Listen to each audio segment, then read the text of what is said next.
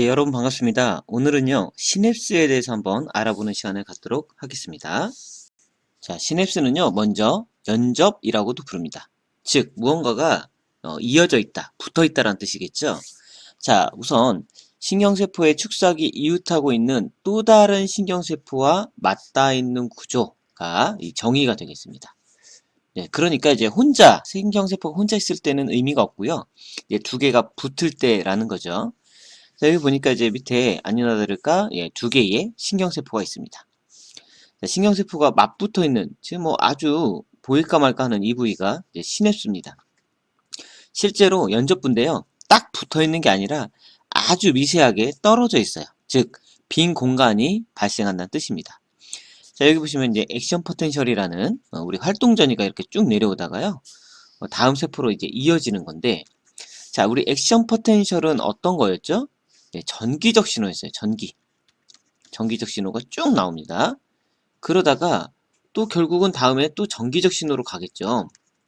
이게 액션 포텐셜이니까요. 자, 그런데 지금 만약에 이 두 세포가 딱 붙어 있다면 전기가 그대로 전기로 이어지겠죠. 물론 신경세포의 종류에 따라서 실제 전기와 전기로 바로 다이렉트로 연결되는 경우도 있습니다. 그런데 대부분은 이렇게 시냅스라는 구조, 즉 빈 공간이 떨어지는 공간이 있어요. 자, 전기가 쭉 흘러오다가 뭔가 빈 공간이 있는데 이게 이 전기로 그대로 이어질 수 있을까요? 안 붙어 있는데요? 물리적으로?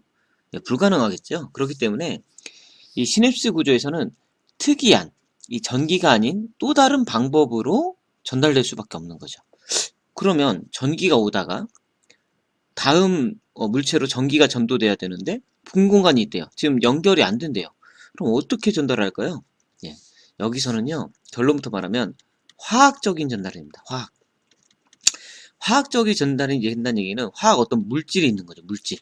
화학 물질. 예, 요게 바로 신경 전달 물질이에요. 예, 뉴로 트랜스미터라는 신경 전달 물질이겠습니다. 다시 한번 정리하면요. 예, 시냅스는요, 신경세포와 신경세포 간의 연결인데요. 예, 전기적인 액션 포텐셜이 오다가 빈 공간이 생깁니다. 예, 그 빈 공간을 전기가 아닌 화학물질, 즉 뉴로 트랜스미터가 전달해 주는 겁니다. 자, 그럼 혹시 이런 일이 왜 벌어질까요? 그냥 전기로 전기 끝까지 그냥 흘려버리면 끝나는 거 아닌가요? 뇌에서 어떤 명령을 내렸을 때 손가락 끝까지 다이렉트로 한 번에 가면 해결되는 거 아닌가요? 더 빠르고? 그런데요, 이 시냅스라는 구조가 있는 이유는 어떤 거냐면, 만약에 여기 처음에 어떤 액션 포텐셜, 그러니까 어떤 신호, 전기적 신호가 발생을 했는데, 이게 만약에 처음부터 끝까지 다이렉트로 연결됐다면 여기도 그대로 똑같이 처음에 내렸던 명령이 그대로 오겠죠. 자, 그런데 여기가 어떤 이상한 신호가 시작됐어요. 그럼 마지막도 무조건 이상한 신호, 비정상적인 신호가 오겠죠. 자, 그런데 여기에서 한번 이 화학적 신호가 오다 보니 여기서 어떤 전기적 신호가 비정상적으로 무진장 많이 갔다고 합시다. 이 비정상적으로, 그죠? 그러면 여기도 똑같이 똑같은 횟수의 이상한 반응을 다 하는 게 맞는데, 자, 여기서 화학물질의 어떤 중간에 쉬었다 간다고 할까요? 아니면 어쨌든 이 전기가 아닌 다른 형태의 전달 형태가 있는 거죠. 그래서 여기서 이상한 신호가 막 오잖아요. 막 이상하게 오면 여기서는 이제 화학 물질이라고 했잖아요. 근데 이건 물질이기 때문에 고갈이 될 수가 있어요. 그러니까 이상한 신호가 계속 오면 이 물질이 계속 소비되다가 이게 무한정 나올 수는 없잖아요. 뭐 어떤 물질이니까. 그래서 여기서 소진이 돼버립니다. 고갈이 돼버려요.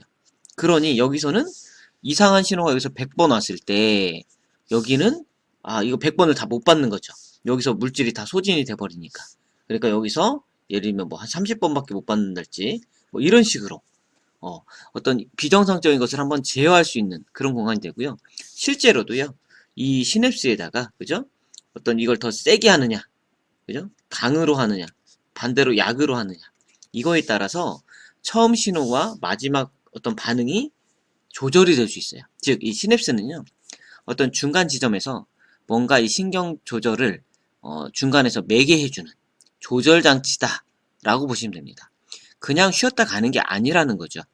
그런 의미에서 우리 몸에서 굉장히 중요한 조절 역할을 한다라고 보시면 되겠습니다. 자, 한 가지만 더 살펴보면요. 예, 여기 보시면 지금 이 앞에 게 있고 뒤에 게 있잖아요. 예, 우리가 앞에 걸 뭐라고 부릅니까? 예, 프리시냅틱 셀이라고 부르네요. 예, 샌딩 셀이 되네요. 그러니까 보내는 세포. 그래서 우리가 이것을 예, 프리시냅틱 셀이라고 부르는데요. 자, 여기 우리가 아까 말한 대로 시냅스가 있잖아요. 자, 그런데 앞에 것과 뒤에 게 이어졌죠. 그러니까 중간에 뭐예요? 이런 걸 이제 마디라고 합니다. 마디. 예, 마디라고 하죠. 그래서 이걸 마디 절자를 써요. 절. 마디 절. 그래서 이 풀이 앞이죠. 그러니까 절, 전. 그 다음에 이게 신경세포, 이제 섬유라는 표현을 씁니다. 우리 신경세포는 섬유라는 표현을 씁니다. 신경세포 대신 섬유라는 표현도 써요. 자, 그에 반해서 어때요? 여기는 포스트 시냅틱 셀이 됩니다. 그러니까 마디 절자에다가 뒤에 있다. 그래서 후, 뭐 섬유, 신경세포, 예. 또는 뭐 신경세포라고도 해요. 예. 예. 이렇게 부릅니다. 제가 이걸 왜 설명했냐면 앞으로 뭐 절전섬유, 절우섬유, 절전신경세포, 절우신경세포 이런 표현을 굉장히 많이 쓸 거예요. 자, 그런데 한 가지만 더 생각해야 될 것이 이건 이제 상대적인 개념입니다. 만약에 요 앞에 어떤 세포가 또 하나 있었다고 하면 이게 절전, 이게 절후가 되겠죠. 그래서 어쨌든 전달해주는 게 절전섬유, 전달을 받는 것이 절우섬유라고 생각하시면 되겠습니다. 자, 그러면 시냅스의 구조와 어떤 전달 기전에 대해서 한번 조금 더 자세히 살펴볼게요. 자, 여기 이제 활동 전이가 이렇게 내려옵니다. 액션 포텐셜이 쭉 내려와요. 야. 자, 그러면 이제 전기적 신호가 오는 거죠. 자, 그러면 여기 보면 뭐 전압 의존성 칼슘 통로라는 좀 어려운 말이 있는데 이건 결국은 뭐냐면 이 칼슘 통로가 그죠? 전기에 반응한다는 얘기예요. 그러니까 내부 전류의 양이 뭐 변하면 자동으로 열리는 그렇게 설계된 그런 칼슘 통로라는 거죠. 근데 칼슘 통로가 열리면 칼슘이 안으로 들어오는데요. 이건 이제 간단한 원리예요. 왜냐면 칼슘이 밖에 많고 안에 조금 있거든요. 그러니까 칼슘 통로가 열리면 당연히 칼슘이 안으로 들어올 수밖에 없겠죠. 자, 어쨌든 이 활동전이가 이렇게 오면 칼슘 통로가 열려서 칼슘이 내부로 들어옵니다. 그럼 이 칼슘 농도가 이제 올라가겠죠. 네, 올라갑니다. 자, 그러면 이제 어떤 일이 벌어지냐면 여기 이제 연접 소포라는 게 있네요. 이제 안에 이제 베지클 뭐 이렇게 뭡니까 이제 방울방울 주머니들이 이렇게 있어요. 이런 것들이 이동합니다. 바깥으로 쭉 이동해요. 원래 이제 만들어져 있던 애들이. 그러면서 이 세포막과 이렇게 싹 합쳐지면서 이 안에 있는 물질들이 자연스럽게 밖으로 나옵니다. 밖으로 이렇게 나오겠죠. 즉, 이 종말단추 끝에 지금 여기가 시냅스고요. 그죠? 이 시냅스 밖으로 나옵니다. 그러면 이게 절전이랬죠. 이전 종말, 그죠? 절전이고 이게 절후입니다. 그죠? 예, 그러니까 이게 전, 이게 후.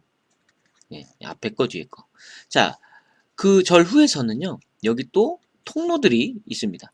우리가 기본적으로 통로를 갖고 있다는 얘기는 어때요? 액션 포텐셜을 하기 위해서 나트륨 통로입니다. 나트륨 통로. 그래서 전기적 신호가 왔으니 결국은 얘도 전기적 신호로 받아들여야죠. 전기. 그다음 여기는 이제 화학이라고 그랬어요. 이 화학적인 매개로 인해서 이 전기가 결국 전기로 만들어야 되니 뒤에서 전기적 신호를 일으키기 위해서 탈분극을 일으키는 거죠. 칼슘 통로를 열어서.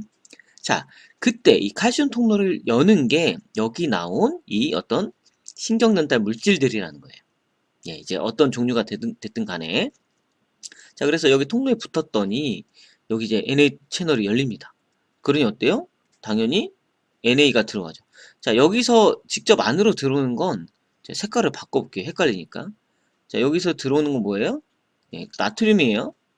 헷갈릴 수 있습니다. 왜냐면 여기서 요거 빨간 거 지금 그죠? 어떤 신경전달물이 나와서 신경전달 물질이 안으로 들어가는 거 아니야? 그거 아니고요.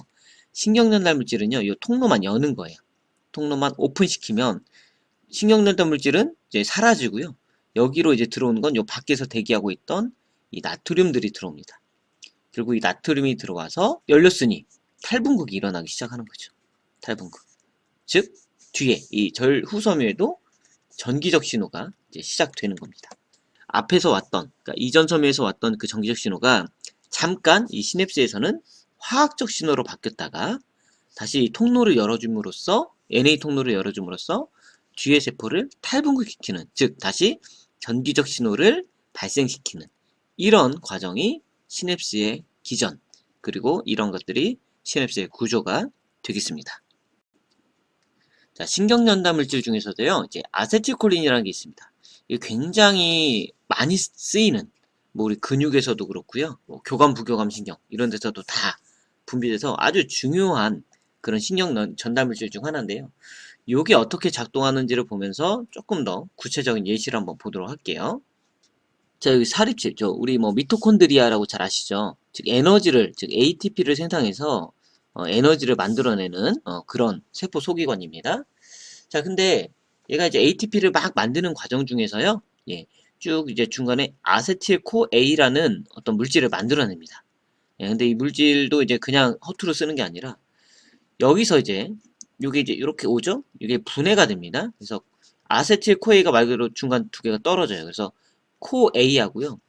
요 앞에 아세틸기 있죠? 아세틸기가 이제 아세테이트예요. 여기 밑에도 있는데 아세트산염 이거 뭘까요? 이거 여러분 쉽게 표현하면 여러분 식초 아시죠? 식초. 식초 모르는 사람 없죠? 네. 식초 성분이에요. 뭐 아세테이트, 아세트산. 예. 자, 어쨌든 그 아세틸기가 이렇게 이쪽으로 이제 갑니다. 얘는 아세틸기는 이쪽으로 오고요. 그다음에 코에는 이리 간 거죠. 그래서 이 아세틸기가 이 콜린, 뭐 여기 이제 이따가 나올 얘기지만 결과적으로 생성도 되고 재흡수도 되는데요. 어쨌든 이 콜린기하고 만나서 아세틸과 콜린이 만나서 아세틸콜린이 되는 거예요. 아세틸콜린이 됐습니다. 자, 그러면 이제 얘가 갑니다. 가요. 그래서 여기 칼슘 통로가 열리면, 그죠? 이게 베지클이 이동한다고 했잖아요. 예, 칼슘 통로가 열리면. 자, 그래서 어쨌든 이렇게 옵니다. 그럼 얘가 이제 드디어 밖으로 쏙 빠져나와요. 신경늘 물질이니까. 여기가 시냅스죠. 연접틈새. 자, 그러면 이제 아세틸콜린이요. 나와서 이제 여기 수용체에 붙습니다. 아세틸콜린 수용체. 그럼 이제 요게 이제 붙어서 어때요? 아까 말한 대로 뭐 NA 통로를 연달지. 그죠? 그래서 여기를 분명히 탈분극 시킬 겁니다. 그죠? 자, 어쨌든 그러면 여기 이제 임무를 다 했어요. 얘는. 임무를 다 했습니다. 그럼 이제 드디어 이제 얘가 어떻게 되느냐? 얘가요, 이제 계속 남아있으면 어떤 문제가 생기냐면 수용체가 얘 하나밖에 있는 게 아니잖아요. 요 옆에도 있고 수용체가 많이 있을 겁니다. 그럼 얘가 여기 또 붙었다. 여기 또 붙었다 해서 얘는 하나인데 계속 여러 개를 자극할 수 있어요. 그러니 얘가 나와서 작동을 자기 임무를 끝냈으면 빨리 사라져 주는 게 좋아요. 그게 맞아요. 그죠? 자, 그래서 여기 이미 대기하고 있던 뭐 경찰 같은 애인가요? 와가지고 아세틸콜린 에스터레이즈, 뭐 아세틸콜린 에스터라제라는 뭐 말이 좀 어렵지만 결국 아세틸콜린을 분해하는 애라는 얘기예요. 분해하는 효소란 얘기예요. 그래서 얘가 대기하고 있다가요. 얘를 그냥 콜린과 다시 아세틸. 우리 여기 처음에 아세틸과 콜린이 있었잖아요. 예, 이렇게 다시 분해를 해버려요. 예. 이 아세트산은 굉장히 뭐랄까요? 좀 흔해요. 여기서 이제 계속 만들어지잖아요. 사립체에서 무한정 만들어지니까 요거는 그냥 분해돼 버리고 없어지고요. 이 콜린 요거는 재사용을 해요. 흡수를 해버립니다. 그래서 다시 이제 무한 반복입니다. 계속 재사용을 하는 거죠. 그래서 여기로 가서 다시 아세틸콜린 형성해서 또 외부에서 또 자극이 또 온다면 또 이제 계속 이런 걸 반복을 하게 됩니다. 자, 근데 이때요, 이제 아세틸콜린이 이렇게 나왔을 때 만약에 이 아세틸콜린 에스터레이즈가 작동을 안 한다거나 양이 굉장히 줄었다라고 하면 어떻게 될까요? 아까 말한 대로 아세틸콜린이 또 작용하고 또 작용합니다. 그러니까 아세틸콜린 에스터레이즈만 억제해도 어때요?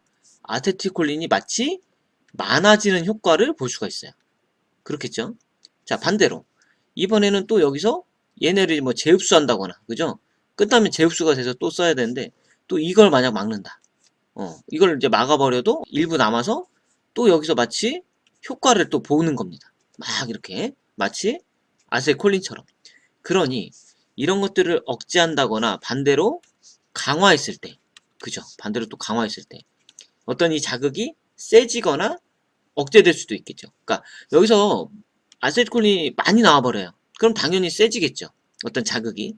근데 똑같은 양이 나오더라도 여기서 이런 것들, 이런 효소들만 조절을 해도, 이런 기전들만 조절해도 많아지는 효과 또는 그 반대의 효과를 볼 수 있습니다. 즉, 이 시냅스는요, 이런 일종의 조절장치, 실제적으로 생리학적인 조절장치가 될 수 있다.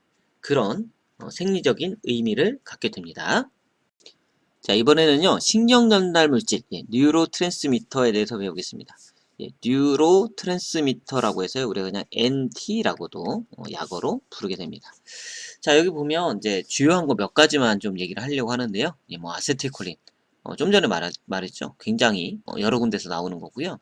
노르에피네프린, 이것도 많이 들어보셨을 것 같고, 세로토닌, 도파민, 뭐 이런 건 뭐 뉴스나 뭐 이런 프로그램에서도 많이 들어봤을 거고요. 좀 생소할 수도 있지만요. 감마 아미노 부티르산, 감마 아미노 부티릭 애시드. 이제 약어를 따요. GABA에서 가바라고도 불러요. 이렇게. 이런 물질도 있습니다. 그럼 각각의 어떤 특징이랄지, 뭐 일단 분비 장소는 여기 나와 있습니다. 어디서 이게 주로 나오는지. 그런데 여기서 좀 제가 이제 주목하고 싶은 건 뭐냐면요. 얘네가 너무 많이 나오거나 너무 적게 나왔을 때 우리 몸에 문제가 생깁니다.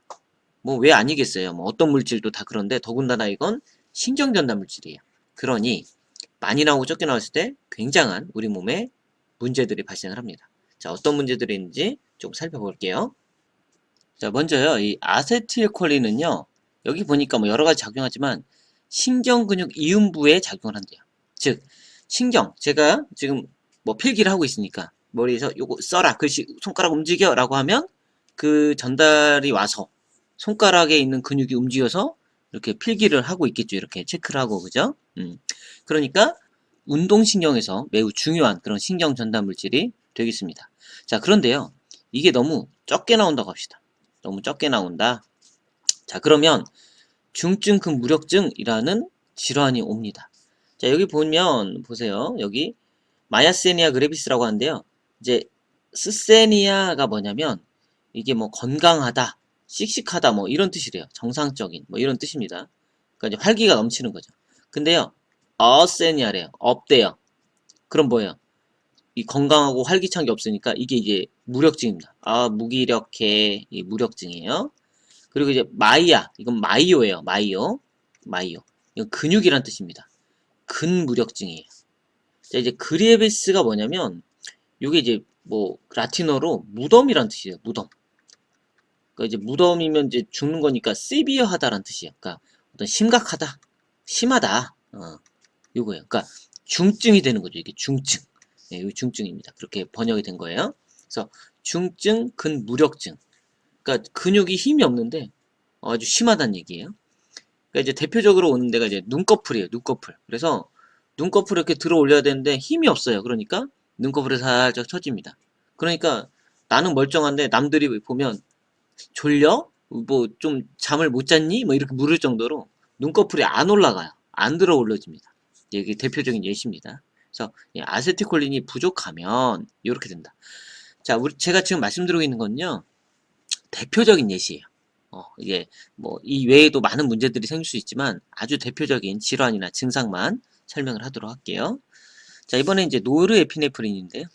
요 노르에피네프린, 그다음 뭐 에피네프린 이런 거 많이 들어보셨을 건데 특히 뭐 자율신경이 연접해서 작동하고 특히 이제 교감신경에서 큰 또 영향을 줍니다.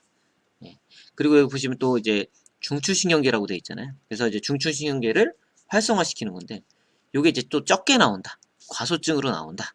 그러면 우울증이 올 수가 있어요. 자, 근데 여러분 시험을 망쳤어요. 우울해요. 이거 당연한 거예요.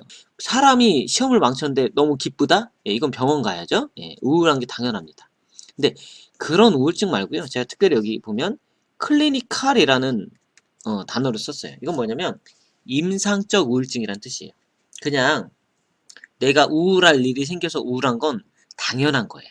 근데 전혀 우울할 이유가 없고요. 이런데도 우울해요. 아, 내가 왜 우울한지도 모르겠는데 너무 우울해요. 막 이게 질환이라는 거예요. 질환. 이게 이제 질환이지. 아, 저는요 성적만 떨어지면 우울해서 참 미치겠어요. 그건 당연한 거예요. 기뻐도 문제예요. 그렇기 때문에 요거는 임상적 우울증. 그러니까 말 그대로 병적인 우울증을 의미를 합니다. 그래서 노르에피네프린이 너무 적게 나오면 이런 문제가 발생할 수 있습니다.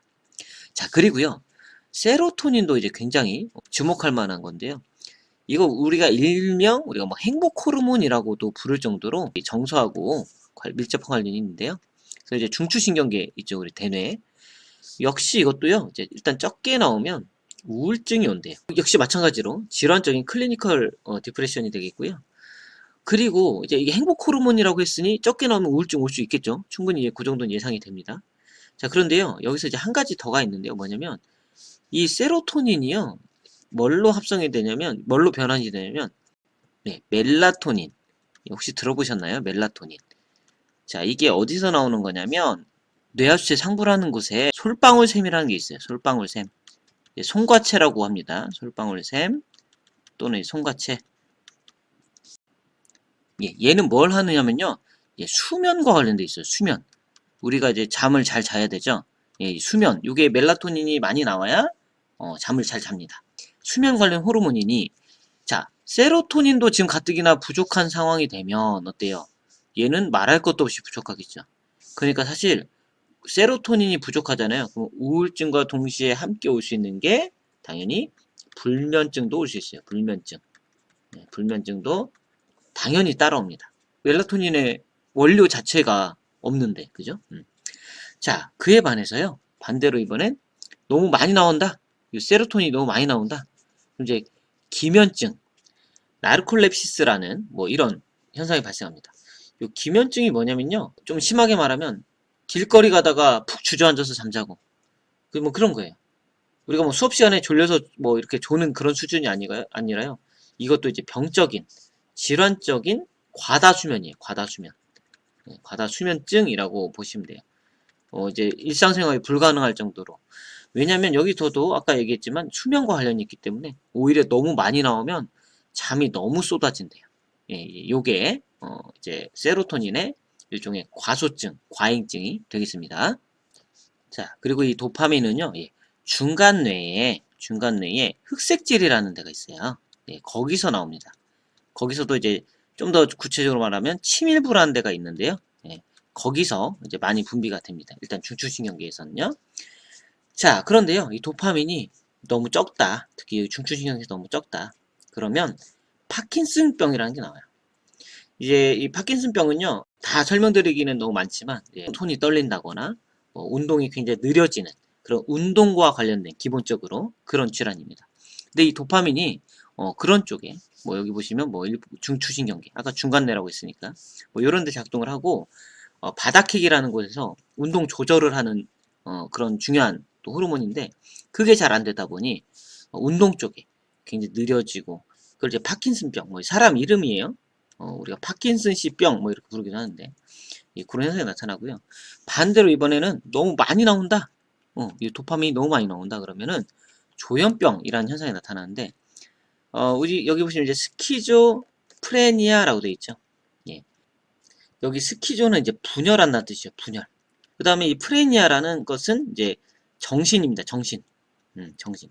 그러니까 정신분열증이에요, 이게. 근데 이제 정신분열증이 너무 이렇게 안 좋은 그런 부정적인 인식이 있기 때문에 조현병이라는 명칭으로 바꿨는데, 예, 조현, 뭡니까? 현이 우리 현악기라고 하죠. 예, 그 줄, 뭐 바이올린, 기타 뭐 이런 거 줄이 있는 악기고요.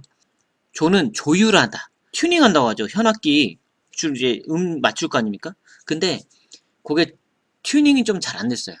그 조율이 조금 안 됐어요. 그러면 소리가 조금 이제 아름답지 못하게 조금 불협화음이 날 수 있겠죠. 예, 그래서 조절되지가 않았다. 그런 의미에서 이제 조현병이라는 표현을 쓰게 됩니다. 자, 어쨌든 도파민이 너무 많이 나오면요. 그런 조현병 현상이 나타나는데 뭐 환상, 망상, 뭐 환각, 환청 뭐 이런 현상들이 나타난다고 하고요.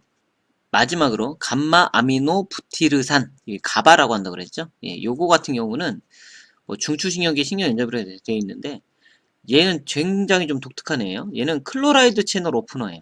클로라이드 채널을 여는 애예요. 그러니까 세포가 있으면 여기 이제 수용체가 엄청 많이 있겠죠. 그 중에서도 이 클로라이드, 염소죠. 염소 통로를 열어요.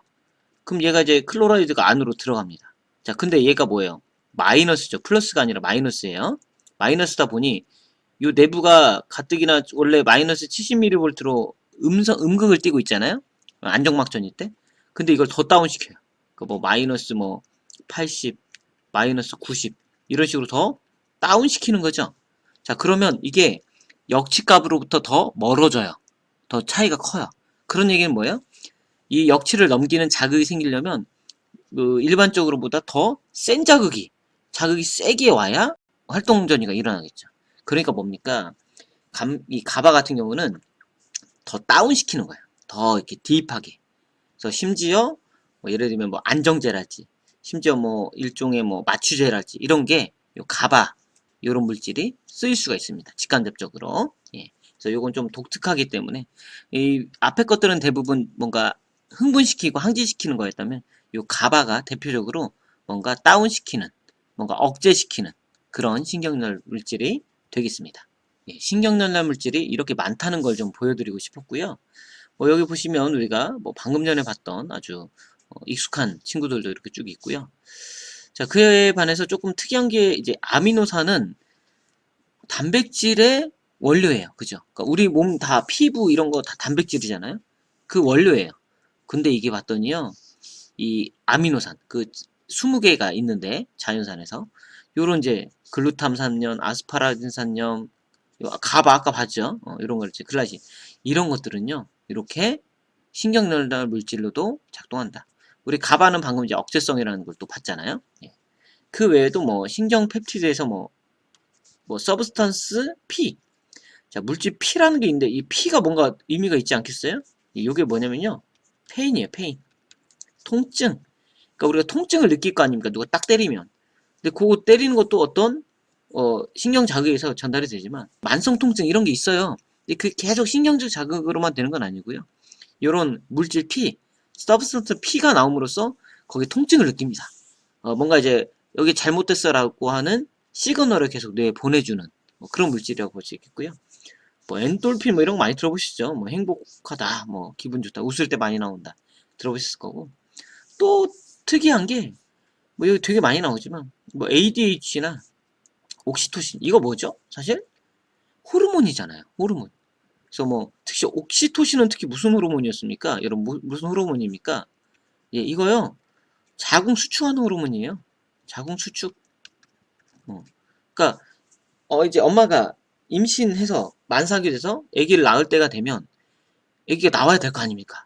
근데 그냥 나와 이제 나올 때 됐어. 이게 그게 아니라 엄청난 자궁 수축에 의해서 누르고 눌러서 밖으로 이렇게 쏙 나오는 거 아닙니까?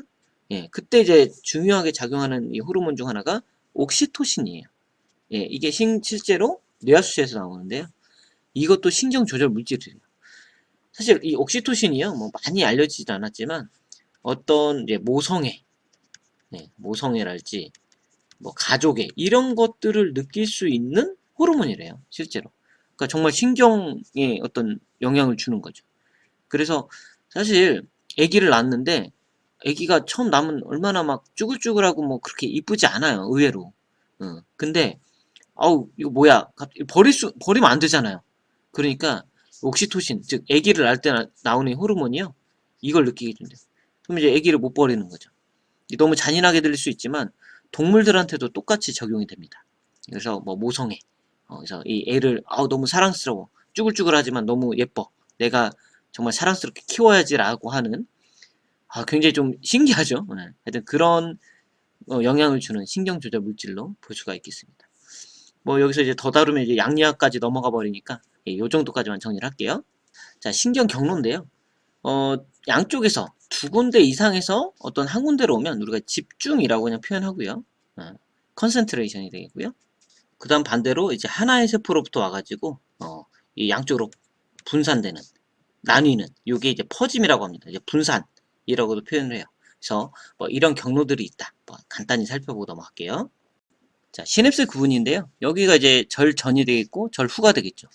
이전 이후가 되길 텐데, 여기서 어떤 신호가 와서 여기로부터 탈분구시켜서 뭔가 플러스 개념을 줬다, 양이온을 많이 이렇게 집어넣었다.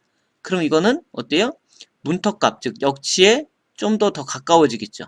이게 세면 넘어갈 수도 있겠고요. 네, 그래서 이걸 흥분성 시냅스, 즉 탈분극을 시키는 쪽에 시냅스가 되고요.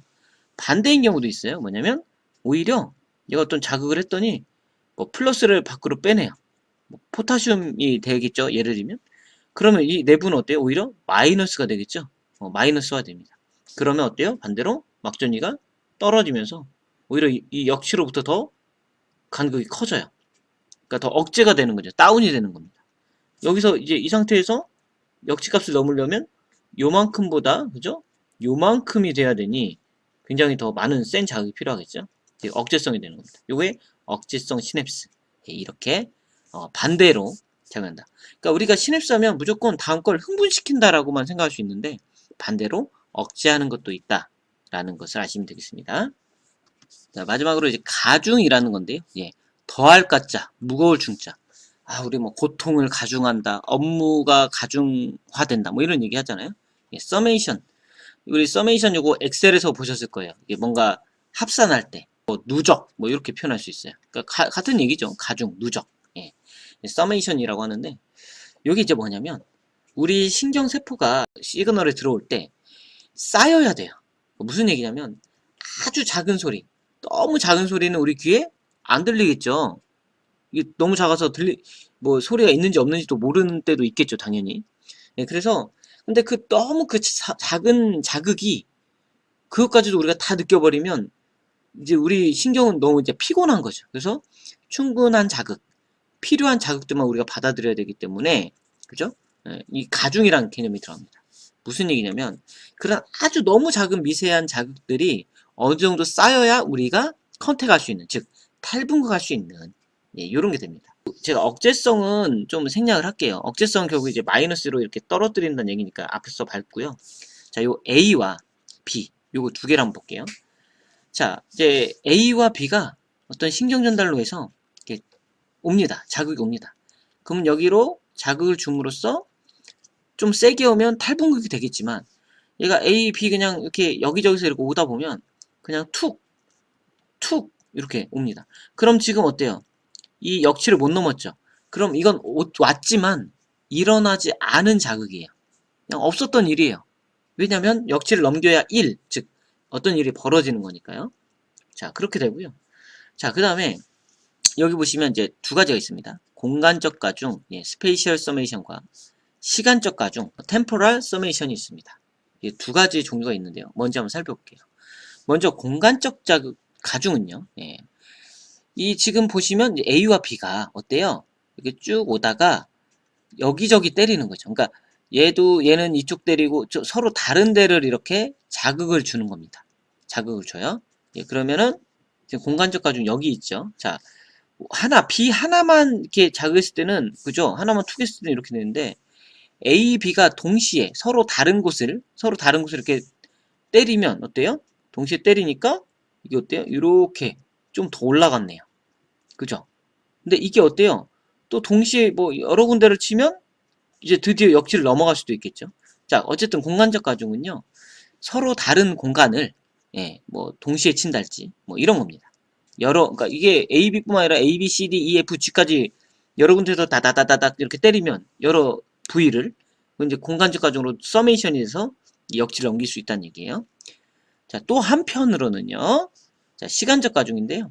이건 뭐냐면 A가 이제 혼자 다른 공간 도움 안 받고 A가 여기를 계속 때립니다. 톡톡톡톡톡톡톡톡 치면 어때요? 그게 점점 이렇게 쌓일 수 있다는 얘기예요. 그게 똑같이 A가 어때요?